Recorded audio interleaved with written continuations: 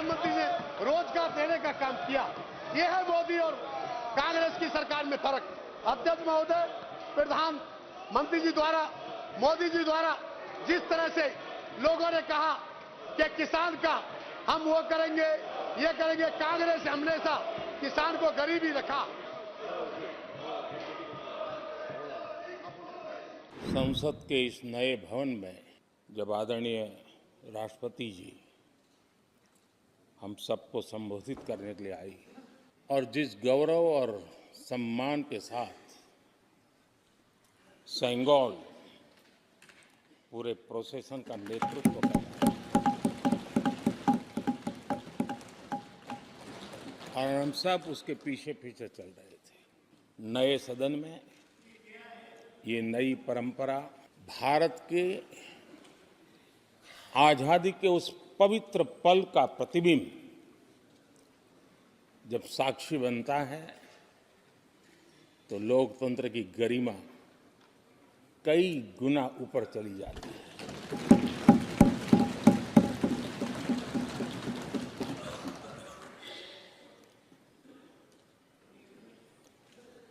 ये 75वां गणतंत्र दिवस, इसके बाद संसद का नया भवन, सेंगोल की अगुवाई, ये सारा दृश्य अपने आप में बहुत ही प्रभावी था। मैं जब वहां से पूरे कार्यक्रम को मैं भागीदारी कर रहा था, यहाँ से तो उतना हमें भव्यता नजर नहीं आती है, लेकिन वहाँ सब मैंने देखा कि वाकई नए सदन में इस गरिमावान उपस्थिति में राष्ट्रपति, उपराष्ट्रपति जी और आप, हम सब के मन को प्रभावित करने वाला वो दृश्य हमेशा हमेशा याद है। आदरणीय अध्यक्ष जी, राष्ट्रपति जी का भाषण एक प्रकार से तथ्यों के आधार पर, हकीकतों के आधार पर एक बहुत बड़ा दस्तावेज है जो देश के सामने राष्ट्रपति जी ने प्रस्तुत किया। और इस पूरे दस्तावेज को आप देखेंगे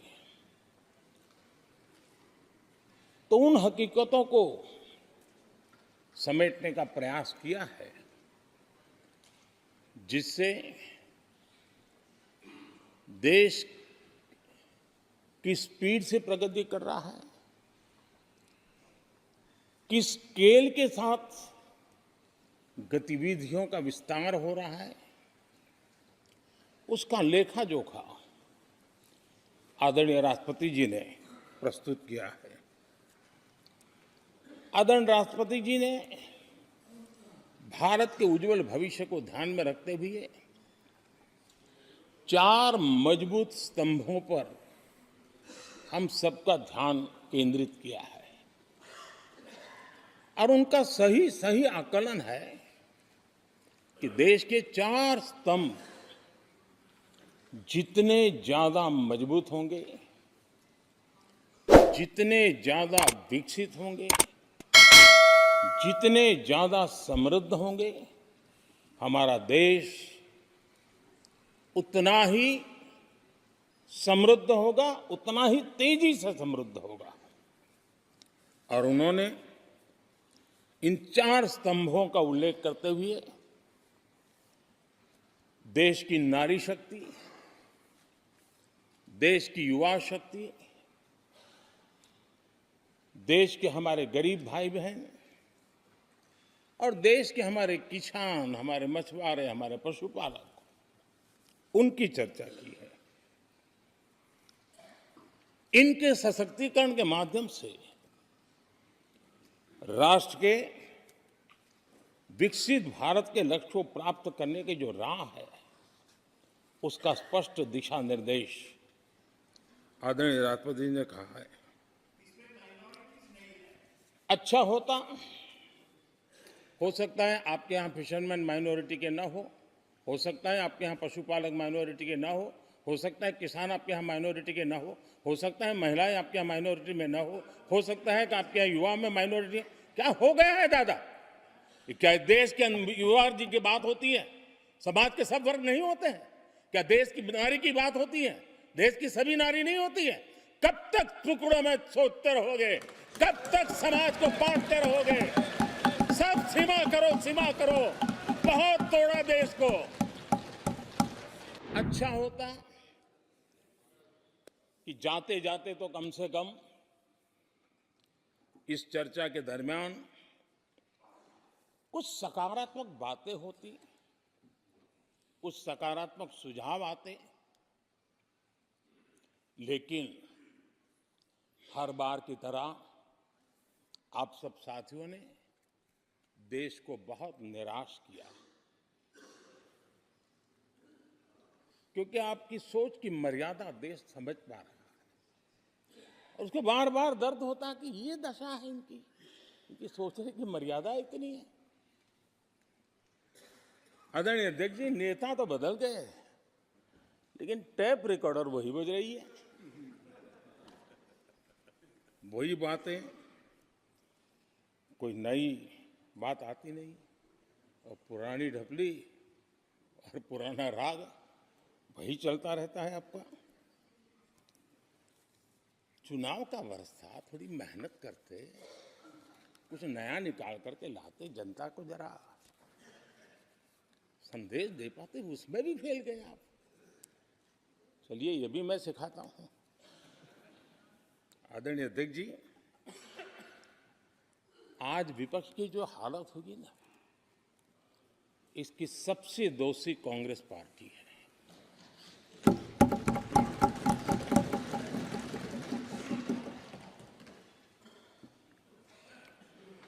कांग्रेस को एक अच्छा विपक्ष बनने का बहुत बड़ा अवसर मिला और 10 साल कम नहीं होते, लेकिन 10 साल में उस दायित्व को निभाने में भी वे पूरी तरह विफल गए और जब खुद विफल हो गए तो विपक्ष में और भी होनहार लोग हैं, उनको भी उभरने नहीं दिया, क्योंकि फिर मामला और गड़बड़ हो जाए। इसलिए हर बार यही करते रहे कि और भी विपक्षी जो तेजस्वी लोग हैं उनको दबा दिया जाए। हाउस में कई यंग हमारे माननीय सांसदगण हैं, उत्साह भी उमंग भी है, लेकिन अगर वो बोलें, उनकी छवि उभर जाए तो शायद किसी की छवि बहुत दब जाए। उस चिंता में इस यंग जनरेशन को मौका न मिले, हाउस को ही चलने नहीं दिए गए। यानी एक प्रकार से इतना बड़ा नुकसान कर दिया है, खुद का भी, विपक्ष का भी, संसद का भी और देश का भी। देश ने जितना परिवारवाद का खामियाजा उठाया है और उसका खामियाजा खुद कांग्रेस ने भी उठाया है। अब अधीर बाबू की हालत हम देख रहे हैं, वरना ये समय था संसद में रहने का, लेकिन परिवारवाद की सेवा तो करनी पड़ती है। अब हालत देखिए, हमारे खरगे जी इस सदन से उस सदन शिफ्ट हो गए और गुलाम नबी जी तो पार्टी से ही शिफ्ट कर गए। ये सब परिवारवाद के भेंट चढ़ गए। एक ही प्रोडक्ट बार बार लॉन्च करने के चक्कर में कांग्रेस की दुकान ताला लगने की नौबत आ गई है। अरे दुकान हम नहीं कह रहे, आप लोग कह रहे हैं। आप लोग कहते हैं दुकान खोली है, सब जगह पे बोलते हैं, दुकान को ताला लगने की बात आई। राष्ट्रपति जी ने विकसित भारत के रोड मैप पर चर्चा करते हुए आर्थिक पहलुओं पर विस्तार से चर्चा की। अर्थव्यवस्था के मूलभूत जो आधार है उसके की बारीकी से चर्चा की और भारत की मजबूत अर्थव्यवस्था को आज पूरी दुनिया सराह रही है, पूरी दुनिया उससे प्रभावित है और जब विश्व संकट से गुजर रहा है तब तो उनको और ज्यादा अच्छा लगता है G20 समिट के अंदर सारे देश ने देखा है कि पूरा विश्व भारत के लिए क्या सोचता है, क्या कहता है, क्या आशा करता है।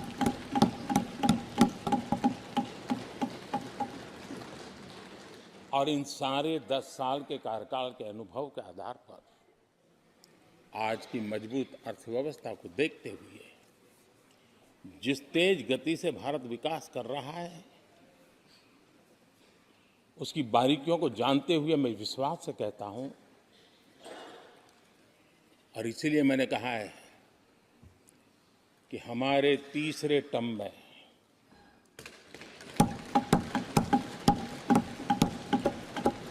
भारत दुनिया की तीसरी बड़ी आर्थिक ताकत बनेगा।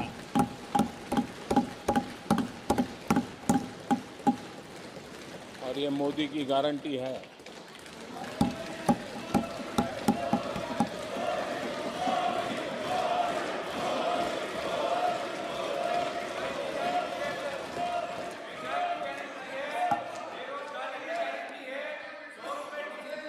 माननीय अध्यक्ष जी, इनको पहले मौका नहीं दिया था क्या? सबको मौका दिया है ना? हाँ,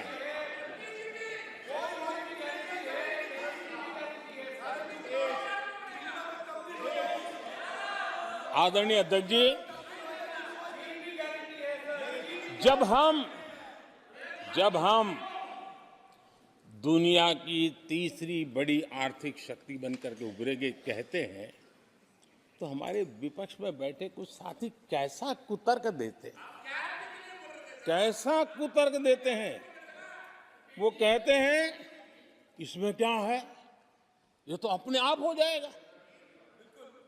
क्या कमाल है आप लोगों की। मोदी का क्या है, ये तो अपने आप हो जाएगी। उस समय ये ब्रह्मांड के बड़े अर्थशास्त्री कह रहे थे कि तीसरे नंबर पर 30 साल में हम पहुंच जाएंगे। 30 साल। और फिर कहा था ये मेरा विजन, जो मैं मनमोहन सिंह नहीं थे उस वक्त, मनमोहन सिंह नहीं थे। बहुत लोग हैं जो ये ख्यालों में रहते हैं वो ब्रह्मांड के सबसे बड़ी अर्थशास्त्री है। ये लोग 2014 में कह रहे हैं और विजन क्या देखते हैं 2044, यानी 2044 तक तीसरी अर्थव्यवस्था की बात। ये इनकी सोच, ये इनकी मर्यादा, सपना भी देखने का सामर्थ्य खो चुके थे लोग। संकल्प तो दूर की बात थी। 30 साल का इंतजार करने के लिए मेरे देश की युवा पीढ़ी को कह कर गए थे, लेकिन हम आज आपके सामने विश्वास से खड़े हैं, इस पवित्र सदन में खड़े हैं, और मैं आपको विश्वास दिलाता हूं कि 30 साल हम नहीं लगने देंगे। ये मोदी की गारंटी है। मेरे तीसरे कार्यकाल में देश दुनिया की तीसरी आर्थिक शक्ति बन जाए।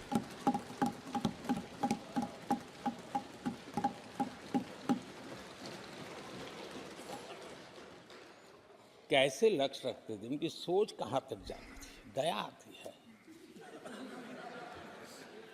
और आप लोग 11 नंबर पे बड़ा गर्व कर रहे थे, अब 5 नंबर पहुंचा दिए जी।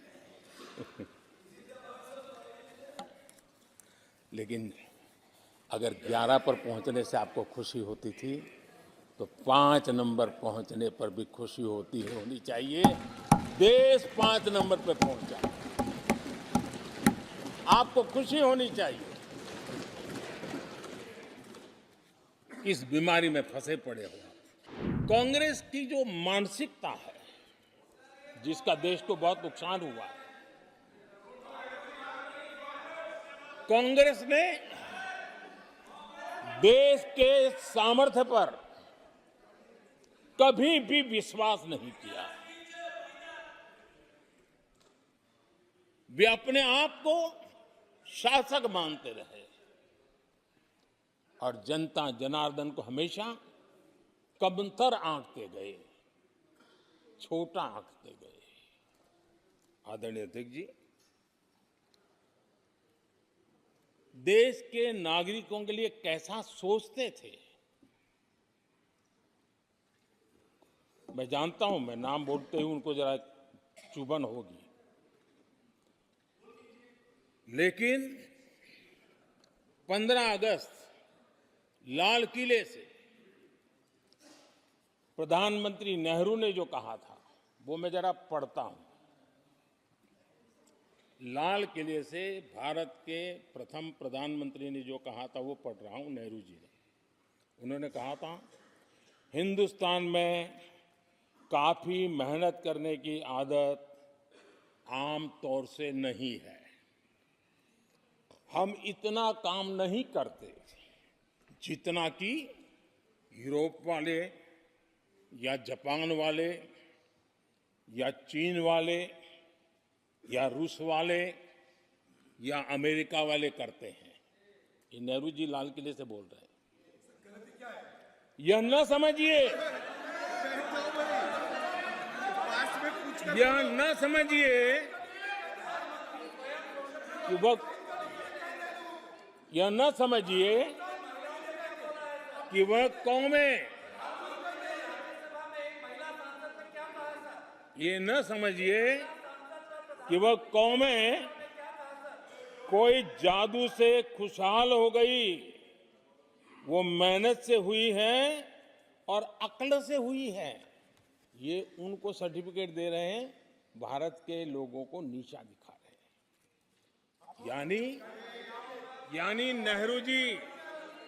यानी नेहरू जी की भारतीयों के प्रति सोच थी कि भारतीय आलसी है।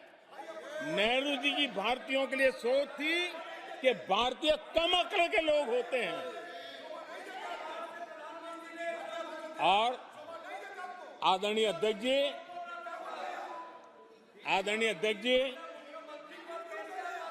इंदिरा जी की सोच भी उससे ज्यादा अलग नहीं थी।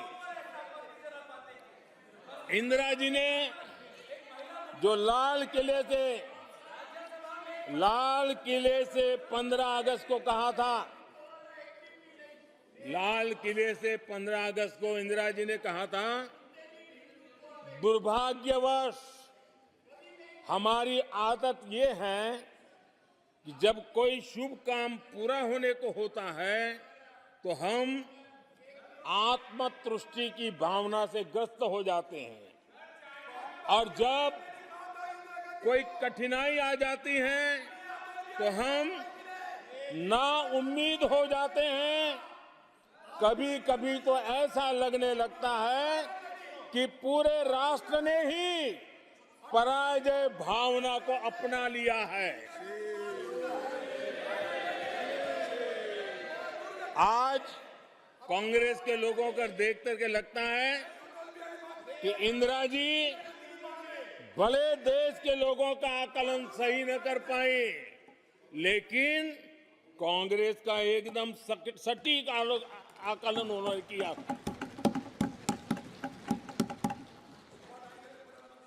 कांग्रेस के शाही परिवार के लोग मेरे देश के लोगों को ऐसा ही समझते थे, उनके विषय में ऐसे ही सोचते।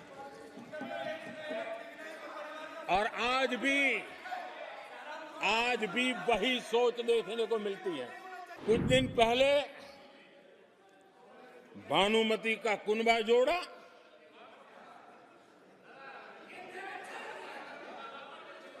लेकिन फिर एकला चलो रे करने लग गए। कांग्रेस के लोगों ने नया मोटर मैकेनिक का काम सीखा है, और इसलिए अलाइनमेंट क्या होता है उसका ज्ञान तो हो गया होगा, लेकिन मैं देख रहा हूं अलायंस का ही अलाइनमेंट बिगड़ गया।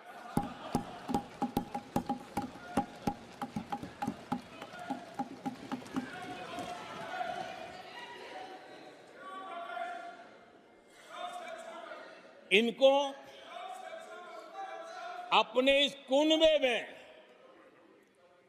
अगर एक दूसरे पर विश्वास नहीं है तो ये लोग देश पर विश्वास कैसे करेंगे?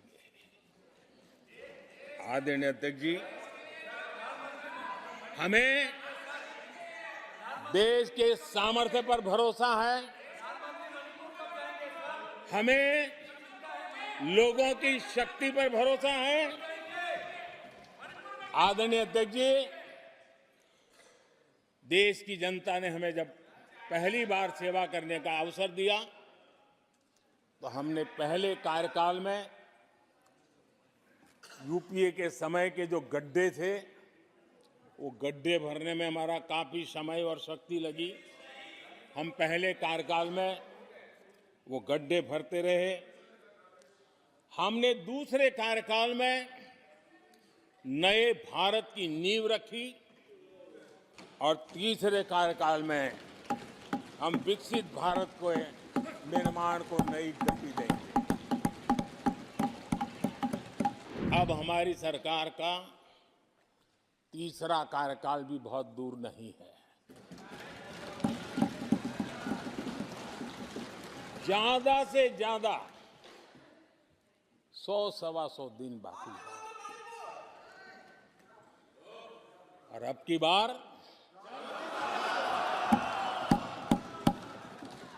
पूरा देश कह रहा है, अब की बार खड़गे जी भी कह रहे हैं।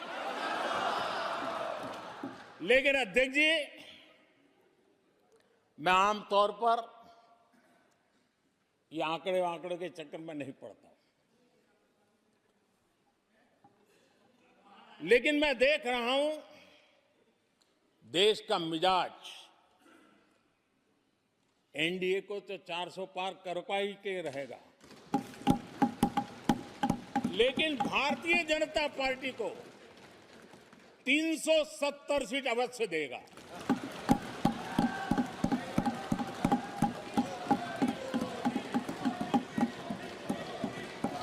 बीजेपी को 370 सीट और एनडीए को 400 पार।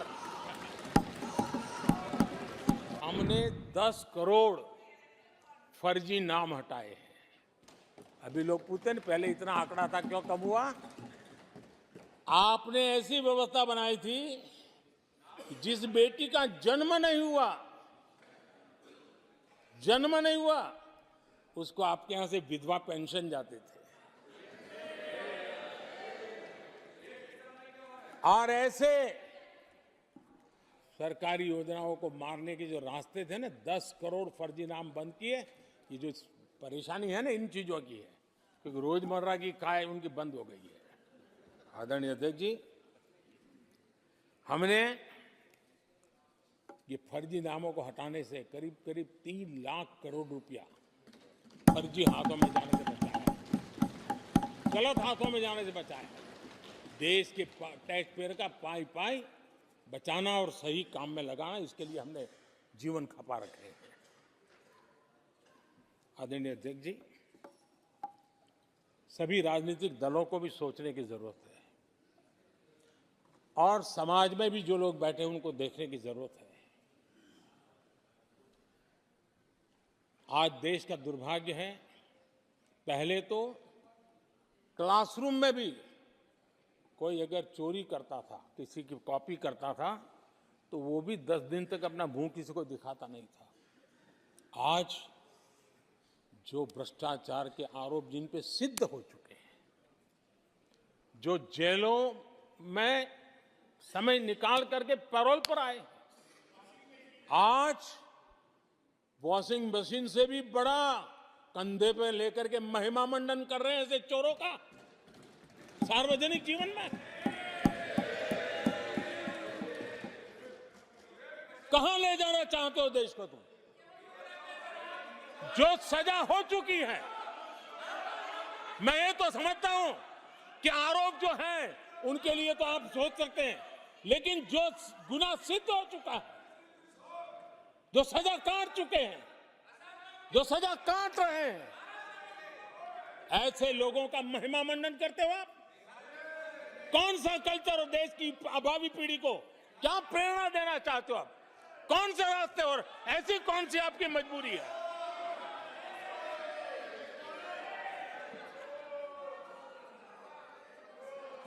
और ऐसे लोगों का महिमा मंडन किया जा रहा है, उनको महान बताया जा रहा है। जहां संविधान का राज है, जहां लोकतंत्र है, माननीय अध्यक्ष जी, ऐसी बातें लंबी नहीं चल सकती हैं। ये लोग लिख करके रखें, ये जो महिमा मंडन का काम चल रहा है उनका, वो अपने ही खात्मे की चिट्ठी पे सिग्नेचर कर रहे हैं लोग। पिछले 10 वर्ष की तुलना में सुरक्षा के क्षेत्र में देश आज वाकई सशक्त हुआ है। आतंकवाद, नक्सलवाद एक छोटे दायरे में अब सिमटा हुआ है।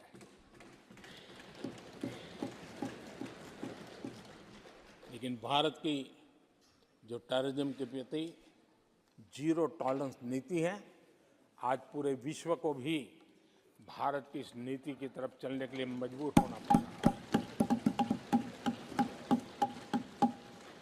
भारत की सेनाएं सीमाओं से लेकर के समंदर तक अपने सामर्थ्य को लेकर के आज भी उसकी ताक है। हमें हमारी सेना के पराक्रम पर गर्व होना चाहिए। हम कितना ही उनके मोरल तोड़ने की कोशिश करें, मुझे मेरी सेना पर भरोसा है। मैंने उनके सामर्थ्य को देखा है। कुछ राजनेता सेना के लिए हल्के फुल्के शब्द बोल दें, इससे मेरे देश की सेना डिमोरलाइज होगी। ये सपनों में कोई रहते तो निकल जाए। देश के मूड को वो खत्म नहीं कर सकते। और किसी के एजेंट बन करके इस प्रकार की भाषा अगर कहीं से भी उठती है, देश कभी स्वीकार नहीं कर सकता है। और जो खुलेआम देश में अलग देश बनाने की वकालत करते हैं,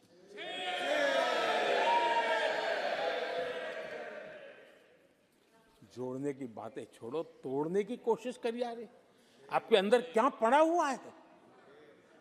क्या इतने टुकड़े करके अभी भी आपके मन को समाधान नहीं हुआ है? देश के इतने टुकड़े कर चुके हो आप, और टुकड़े करना चाहते हो? कब तक करते रहोगे? आदरणीय अध्यक्ष जी,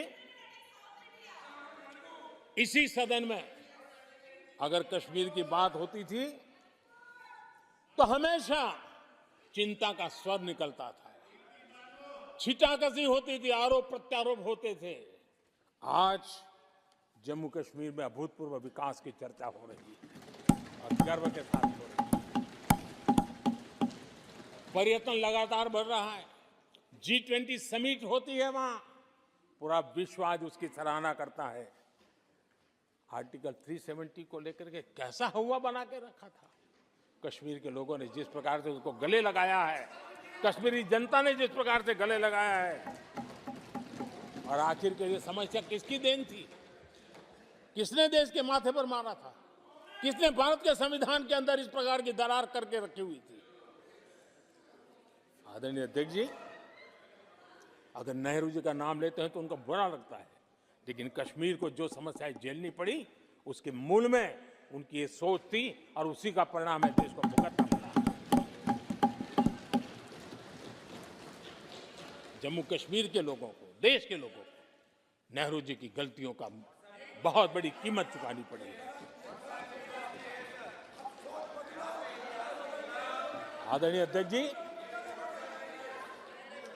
वो भले गलतियां करके गए, लेकिन हम मुसीबतें झेल करके भी गलतियों सुधारने के लिए हमारी कोशिश जारी रखेंगे। हम रुकने वाले नहीं हैं। हम देश के लिए काम करने के लिए निकले हुए लोग। नमस्कार, मैं हूं मानक गुप्ता। अगर आपको हमारा ये वीडियो पसंद आया हो तो इसे लाइक और शेयर जरूर करें, और हां, हमें सब्सक्राइब और फॉलो करना ना भूलें ताकि आप देश और दुनिया की कोई खबर मिस ना करें। तो जुड़े रहिए हमारे साथ और देखते रहिए News 24।